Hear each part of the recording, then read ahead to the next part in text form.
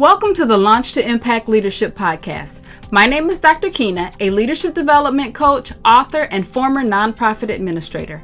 I teach emerging leaders how to master the skills needed to effectively engage their staff, strengthen teams, accelerate performance, and position themselves for long-term success. Now, if this is your first time listening, welcome.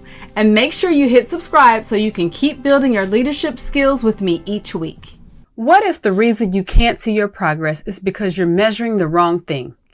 You've been showing up, doing the work, leading with intention, and yet it still feels like nothing is moving. Like the progress you expected is just invisible.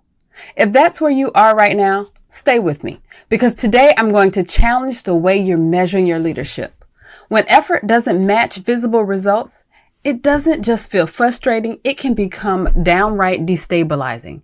You start second guessing your decisions, you shift from being proactive to reactive, and if you aren't careful, you lose sight of the reason that you started doing this work in the first place. Discouragement can lead to reactivity, and reactivity leads to misalignment. That's the real danger, not the slow results, but the drift. And I am going to give you a mindset shift and a tool that you can use in the next 24 hours to reconnect with your momentum when progress feels invisible. But first, let's get grounded in what we're actually talking about, because perseverance in leadership doesn't look like what most people think it does. It's not suffering in silence. It's not grinding harder. It's not pushing more. It's not even pretending that everything is fine. You see, leadership is not just a title or a position. It's a responsibility, it's stewardship, it's influence, and it's the daily pursuit of aligned outcomes. Society has conditioned us to celebrate the big wins. We celebrate all the flashy things, and we even celebrate the hard-fought battles. But we don't give enough attention and recognition to the thing that matters most. We don't champion consistency like we should. As a leader, you have to be able to choose the next consistent step when motivation is slow, when motivation is low, when feedback is silent, and when results are slow. Consistency is the choice that keeps everything afloat. Consistency, in fact, is the fuel to sustainability.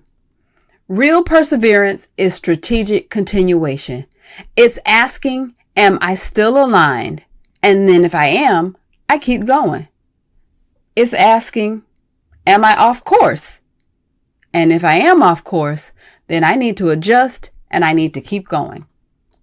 And you know what? I have to be honest with you. I have had those seasons where I looked at everything I was pouring into my work and I thought, is this even landing? Is this even making a difference? Am I even making any progress? And quite frankly, in those moments, sometimes I really do want to quit. But this year specifically, I've decided to focus on alignment.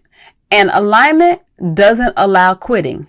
Alignment pushes me to figure out where the disconnects are, and then I have to identify what is causing that disruption.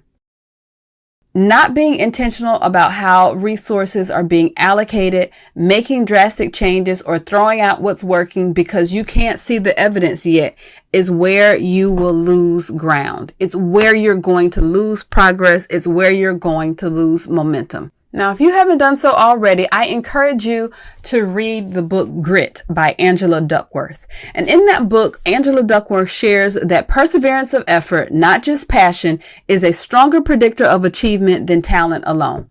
The distinction is that grit isn't about intensity. It's about consistency of effort over time, especially when your progress isn't quite visible. So if perseverance isn't about grinding harder, what does it actually look like in practice? I want to give you 3 shifts that will change how you lead through invisible seasons. The first thing I want you to focus on is direction over intensity. When results slow down, leaders tend to speed up.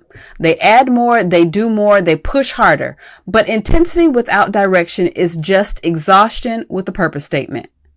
The instinct to do more is often a stress response. It's not really a strategy.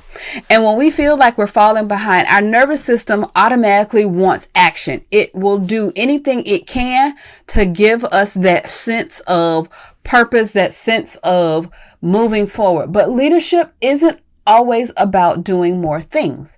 It's about doing the right things consistently. When's the last time that you stopped to check whether the thing that you're pouring your energy into is actually aligned with your mission or even your needed outcome? Sometimes we're doing a lot of things. When we really look at it, we're just busy, but we're not productive. We're not going in the direction that we think that we should, or even in the direction that we could. So are you just moving fast because standing still feels uncomfortable to you? Anchoring in purpose means that you have to ask yourself, what are the two to three outcomes that I'm focused on right now? And is my daily effort connected to those outcomes? If the answer is yes, you keep going.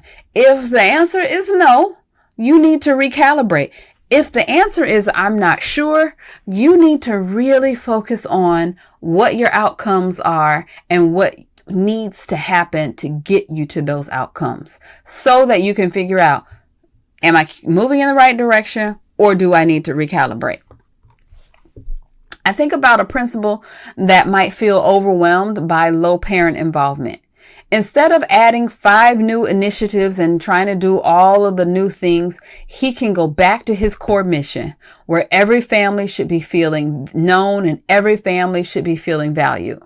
He can then focus on one consistent touch point, like a weekly personal greeting at drop-off, and stay with that for 45 to 60 days, so like a month and a half to 2 months before evaluating. That is what direction over intensity looks like.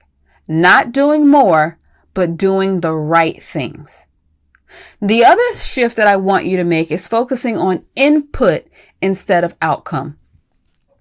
As a middle leader, you often have control over your outputs. What you cannot control is the timing of the outcomes.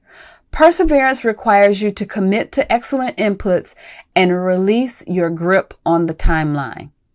And this is where a lot of leaders get stuck. They're doing the right work, but because the results haven't shown up the way that they plan, they assume the work isn't working. So I want to tell you about, in case you haven't heard of it, the concept between lead indicators versus lag indicators. Lead indicators are the actions that you can control today. So it's like your coaching conversation, observation, feedback, team check-ins, professional development, the things that you can put your hands on, the things that you can plan, the things that you have control of. Your lag indicators are the outcomes that flow eventually, and they are flowing from the lead indicators. Lag indicators look like retention, assessment scores, reports, enrollment growth, those types of things that result from the effort that you've put in today. Hold that thought for a second. If something I've shared sparks an idea or speaks to a current issue, make sure you share this episode with a colleague. You don't want to keep this all to yourself, do you? Now here's the thing. Leadership outcomes are almost always lagging indicators. Culture shifts don't show up in a week. Team development doesn't produce visible change in a month, and program quality improvements might take a full cycle before the data even reflects what you've been building. I think about a coach who's been investing in weekly one-on-ones with her team. After a couple of months, she doesn't see a change in client success reports. And as a result, she's tempted to stop the meetings and try something else. But the one-on-ones are the work. The one-on-ones are the thing that you need to focus on. The one-on-ones are the lead indicators. The reports are the lag indicator. And perseverance here means continuing to invest in the lead indicator, the one-on-ones, and trusting the process so that you get to the improved reports, the lag indicator. Ultimately, if you control your inputs and focus less on the outcomes, less on the timeline, the results are coming. They're just not there yet. And the final thing I want you to focus on, the final shift I want you to make is focusing on micro wins to build morale. When you can't see the big picture changing, I want you to zoom in. Small evidence of progress is still evidence, and it's usually there. We just can't see the trees for the forest. Or is it you can't see the forest for the trees? I don't know. But ultimately, it's there. You just need to adjust your view. Tracking the evidence of progress, the small wins, is what keeps leaders from spiraling into doubt. Now, there's some Harvard research that tells us that the single most important factor in sustaining motivation and positive emotion at work is making progress in meaningful work, even the small progress. And the author calls it the progress principle. The problem is most leaders don't have a system for noticing their own progress. They track team performance. They track program outcomes. They track things that other people are telling them that they need to track, but they rarely track the small daily wins that prove that the work is working. And micro wins are not about celebrating for the sake of positivity. They're about building an evidence trail that keeps you grounded when doubt is screaming at you. So I want you to think of one micro win from the past week. What's one little, maybe you call it baby step, from the past week that tells you that the work is landing, even if the big picture hasn't shifted yet? Hold on to that thing. Write it down, because that's your evidence. Now, I promised you a tool, right? So something that you can use right away. I want to walk you through something called the micro win map. It's a simple framework.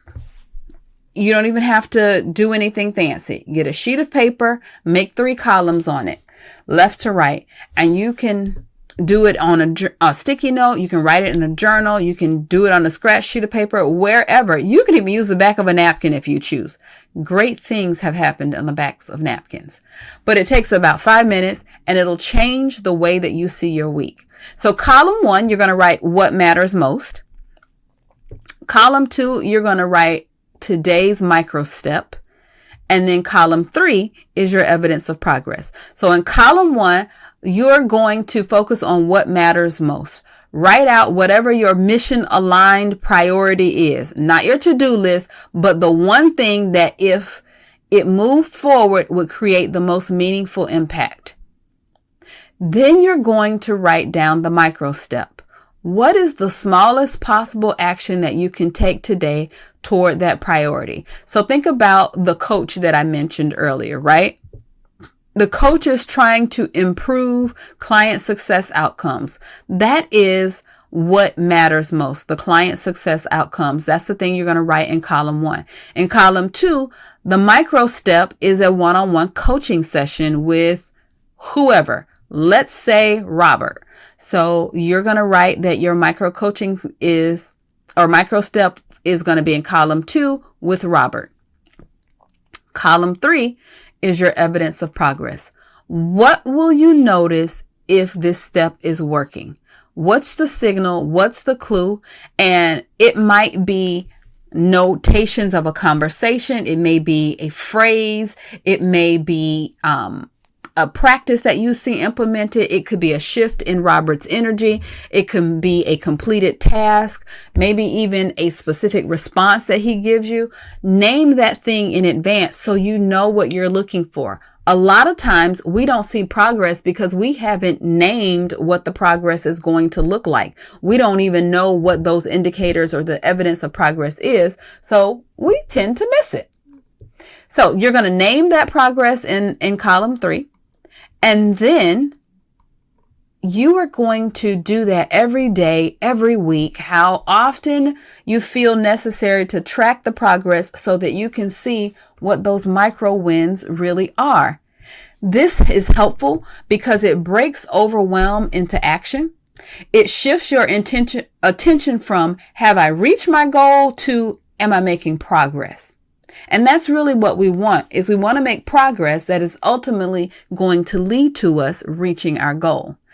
And it also builds a consistent evidence trail that fuels our perseverance.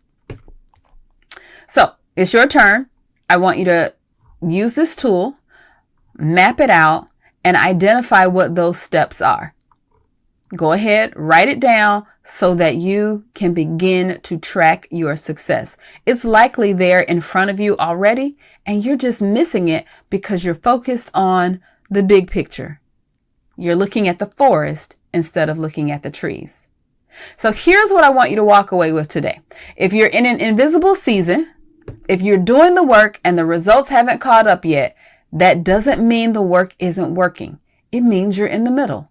And the middle is where most leaders lose heart. But not you, not today, not on my watch.